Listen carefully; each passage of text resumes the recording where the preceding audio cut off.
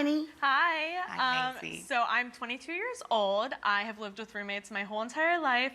I'm looking to move out onto my own. I've gotten my first proper job, and I'm just curious. What's your proper job? I'm just curious. So I actually am going to be a piercer, which is very exciting. Ear piercing. Oh.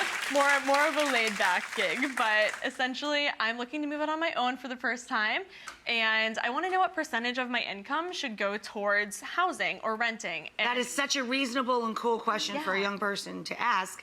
Most people don't think about that. They're like, well, maybe I could get away with that. Exactly. You know what I mean? Right. I completely agree. And bouncing off of that, just so we can get both questions out on the table, is it foolish of me to rent? Should I look into buying my own home rather than just throwing money towards rent? Girl, you knew who you were talking to, right? You knew, because truthfully, we have to live somewhere, right?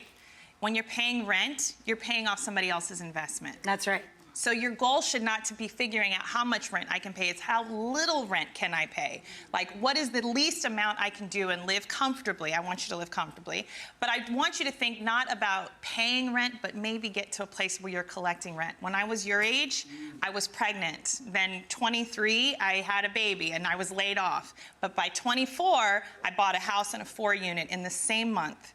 And I feel like if you really set your mind towards that goal, you will get there, and you will find the opportunities, and you will find the ability to do it, and you just have to keep going, like you were saying. Yeah. You just have to say, this is what I want for me, and I'm going to do it, and I'm not gonna get scared. I'm not gonna let anybody else talk me out of it, and I'm just gonna go for it and go.